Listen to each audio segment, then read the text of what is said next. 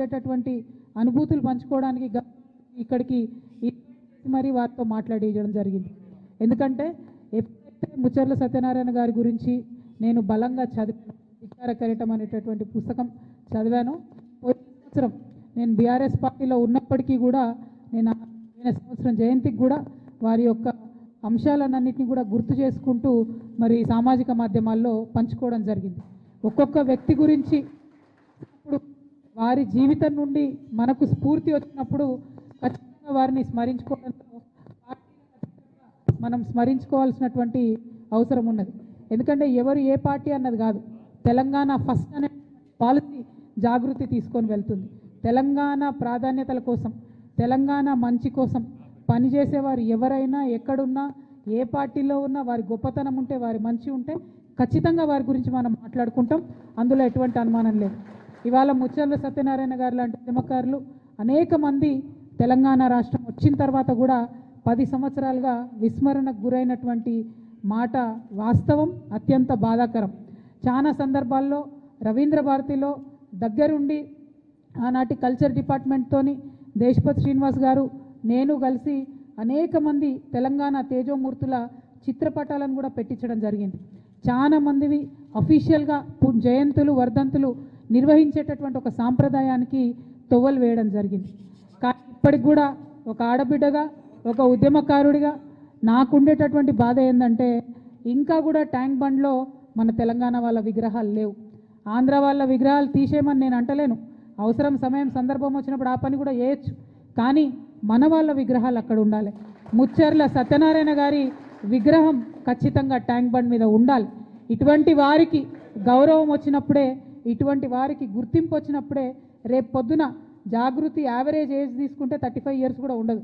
మా దగ్గర అంతా యంగ్స్టర్సే ఉంటారు ఎక్కువ. మరి వీరు ఇంకొక 60 ఏళ్ళు తెలంగాణ కోసం పనిచేసేటటువంటి వాళ్ళు కాబట్టి మా సంస్థకు ఇటువంటి యువతకు మరి స్ఫూర్తి రావాలంటే ఖచ్చితంగా ట్యాంక్ బండ్ మీద మన తెలంగాణ ఉద్యమకారుల విగ్రహాలు ఉండాలి. ముచ్చర్ల సత్యనారాయణ గారి విగ్రహం పెట్టాలని చెప్పి నేను ప్రభుత్వాన్ని డిమాండ్ చేస్తూ ఉన్నాను. అట్లానే అమరజ్యోతి ఉంది. ఇవాళ అమరజ్యోతి మొత్తం పడవబడేబడ్డది.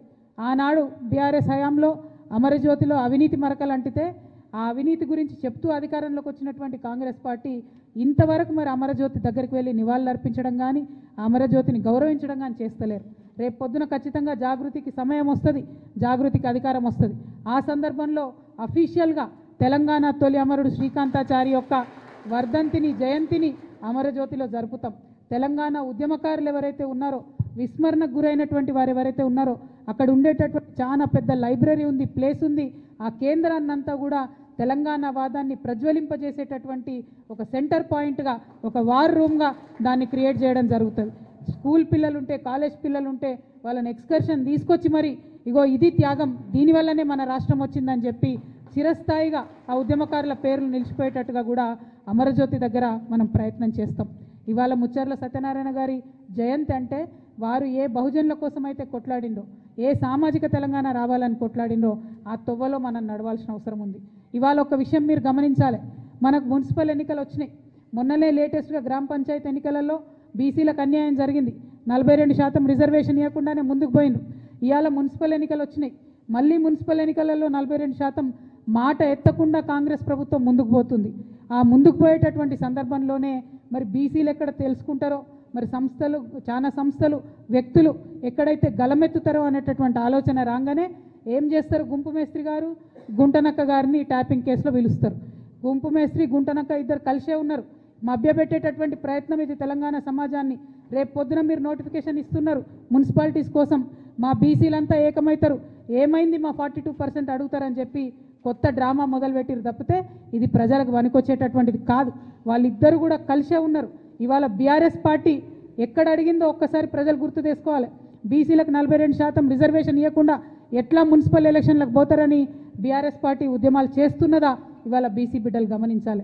కాంగ్రెస్ పార్టీ ఆలోచన చేస్తున్నదా ఇవాళ బీసీ బిడ్డలు గమనించాలి. మరి ఖచ్చితంగా 42% ఇవ్వకుండా మున్సిపల్ ఎన్నికలకు వెళ్ళడం అంటే బీసీలను మోసం చేయడమే అని జాగృతి భావిస్తూ ఉన్నది. మరి సత్యనారాయణ గారి స్ఫూర్తితోని మేము మరొకసారి డిమాండ్ చేస్తూ ఉన్నాం, ఏం తొందర లేదు, ఎన్నికలకు ఏం ఇబ్బంది లేదు.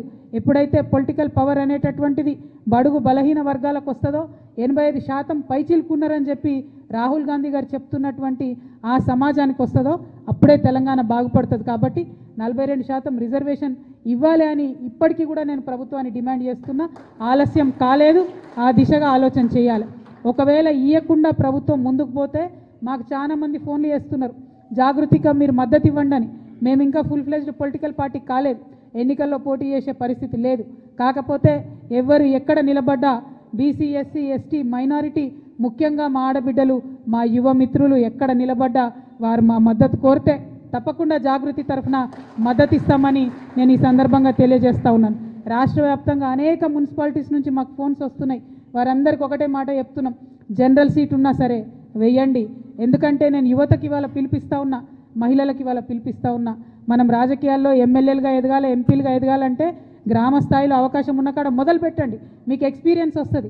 గెలుపు ఓటమి ఇంపార్టెంట్ కాదు, ఎలక్షన్ ప్రాసెస్ ఎట్లా ఉంటుంది, ఎలక్షనీరింగ్ ఎట్లా ఉంటుంది, ప్రజల దగ్గరికి పోయి ఓటు అడిగేటటువంటి విధానం ఎట్లా ఉంటుంది, ఇది మీకు ఒక ట్రైనింగ్ గ్రౌండ్గా, ఒక ప్రిపరేటరీ గ్రౌండ్గా పనికొస్తుంది. కాబట్టి మున్సిపల్ ఎన్నికలు సంపూర్ణంగా మీరు వాడుకోవాలని చెప్పి తెలంగాణ యువతకు, తెలంగాణ మహిళలకు, తెలంగాణ బీసీ బిడ్డలకు నేను పిలుపునిస్తూ ఉన్నాను.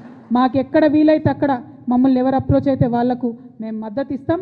అవసరమైన చోట మా కార్యకర్తలు పోతారు, నేను పోతాం, అందరం పోయి ప్రచారం కూడా చేసి మరి యువ మిత్రులను, కరప్షన్ లేనటువంటి వాళ్ళను, కొత్తగా రాజకీయాల్లోకి రావాలనుకునే వాళ్ళను తప్పకుండా ఆహ్వానిస్తామని కూడా ఈ సందర్భంగా నేను తెలియజేస్తూ ఉన్నాను.